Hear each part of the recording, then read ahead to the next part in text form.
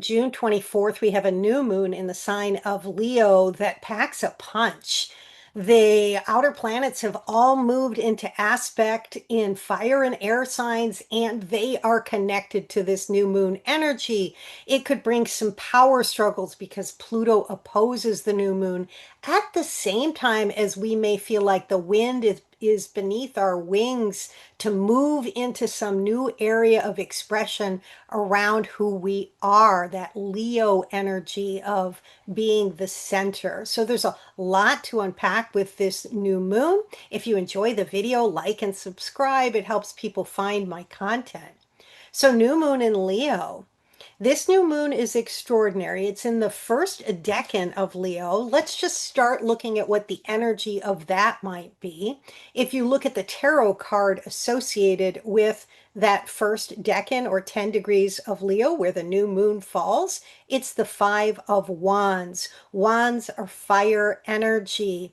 Leo is ruled by the sun. It's this sign that has to do with being the center of attention, drawing attention to us. If you think about Leo, it's ruled by the sun. If you think about the sun, it's this object that all the other planets revolve around, right? So there's this energy of look at me with fire, Leo energy. And when we look at this Five of Wands, all the fives in tarot cards and in numerology or Kabbalah, it's this symbol Gabora, which has to do with breaking out of old structure, stepping into the new, stepping into the creative. And yet we see here as we step into our independence, which is what fire energy wants. It wants to be free and to roam.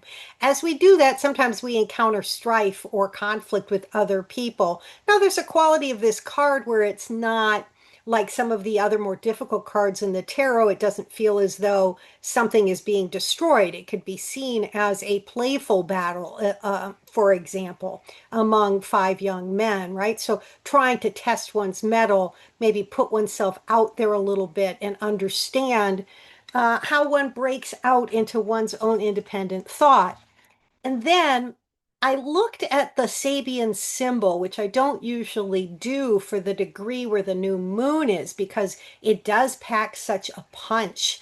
And the Sabian symbol for 3 degrees of Leo, which is where this falls, for Sabian symbols, you look at it's the new moon is actually at 2 degrees, but Sabian symbol 3 Leo is what applies. Anyway, it doubles down on this idea of self-assertion, breaking free. And so I felt like it's really similar. The energy is very similar to all these outer planets that we have supporting or opposing this new moon. So I wanted to read that because I think it could be significant. So the Sabian symbol is called refusal to conform to inappropriate rules. Some of society's constraints are life-denying and are to be resisted by those who claim freedom of expression. Quote, doing our own thing in our own way, close quote. There are good and necessary reasons why society imposes limitations on individual self-expression. It has to do so in order to protect itself from fiery dangers of passion. Yet that must not stop us from finding a harmless way to express our nature, our desires, and our sense of style, even if we become marginalized by doing so. And Dane Rudhyar, when he describes this particular degree of the zodiac, the image that's associated with it is a middle-aged woman, her long hair flowing over her shoulders, and in a braless, youthful garment. Now, this was written back in the 20s or so. I don't know. The original download of the Sabian symbols was in the 20s. I'm not sure when Rudhyar described it or the year he described it in his book, but we do get this sense of a desire to break free, of to hang loose, of to express ourselves in a really open way. So that's the energy behind this new moon. And I'm also going to show you, share a screen, which again, I don't usually do on these videos but I think the image of the chart itself really helps us, if we're somebody who's not into astrology, to get the sense of the flavor of the energy and the strength of the energy behind this new moon that may want you to express yourself or cause you to want to step out and do something new in this Leo part of your chart. So here we see the new moon in Leo. This is the sign of Leo. It's a fire sign. And a new moon always happens when the sun and the moon are together. And here we have it at 2 degrees. And then we see the outer planets, which are Pluto, Neptune, and Uranus, which have these sort of transpersonal meanings that have to do with larger society, are all in contact with this new moon. This is a very rare configuration. Pluto is opposing it. Pluto is the god of the underworld who asks us to look at things and explore things maybe that we haven't typically wanted to look at.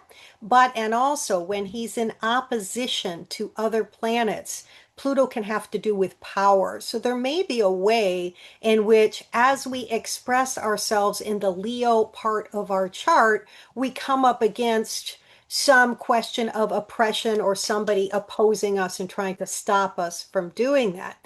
At the same time, we can see that Uranus, and I didn't draw the line here, but Uranus is in a sextile to this new moon.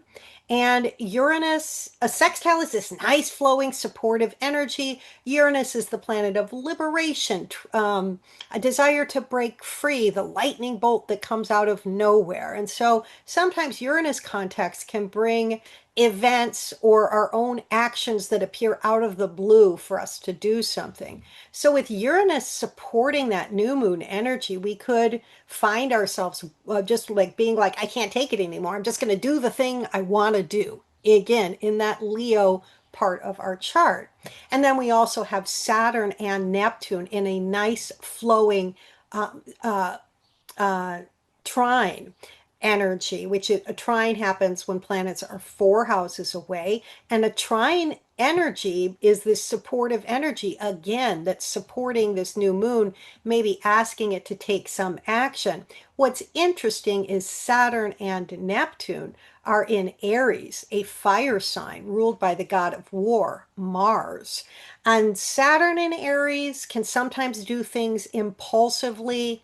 Neptune can bring a little bit of confusion. It's a planet that has to do with diffusion and dreaminess, among other things. So this is a complex new moon, but mostly I just wanted you to see all this fire and air energy impacting this new moon.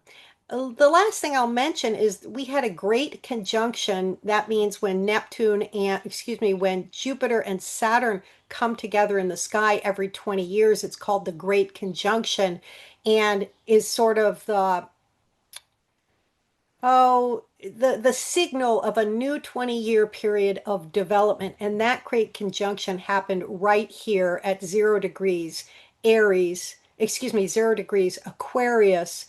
And this was the beginning of a cycle where we have these great conjunctions in air signs for the next 200 years. So been this big shift culturally or in our world in the last few years where we've shifted from earth to air.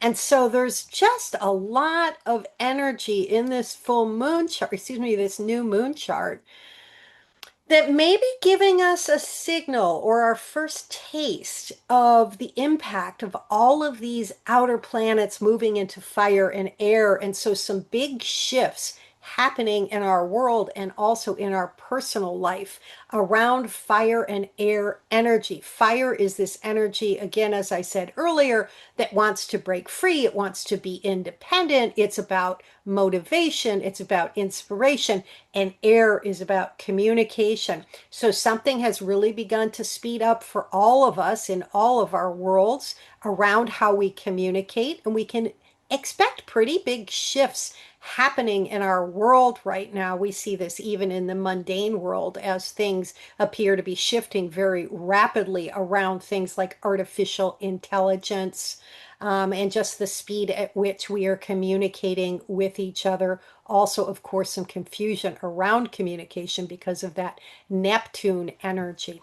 Anyway, that's a pretty deep dive into this new moon, but it feels like such an interesting energy. And I myself am going to be tracking the events in my life in the Leo part of my chart, which is the 10th house, to see what I can learn about the big shifts that may be coming for me around career, for example, with all of this energy. So, if you have questions, if you know your rising sign, you can drop a comment if you'd like to know what area of your life might be impacted by this new moon. It's going to depend upon where Leo is, what house Leo occupies in your chart. You can also find out your rising sign by going to astroseek.com and pulling up your birth chart, and there'll be a key, etc. So whatever house is the first house for you, that's going to be your rising sign. And I have a video that shows you how to pull your chart up. I'll drop that in the comment section as well so that you can do that if you're interested. So anyway, if you have questions or you want to chat a little bit, feel free to leave a comment. I love hearing about people's experiences as well. So I hope you have a great day, and we'll see you at the next full moon in a couple of weeks.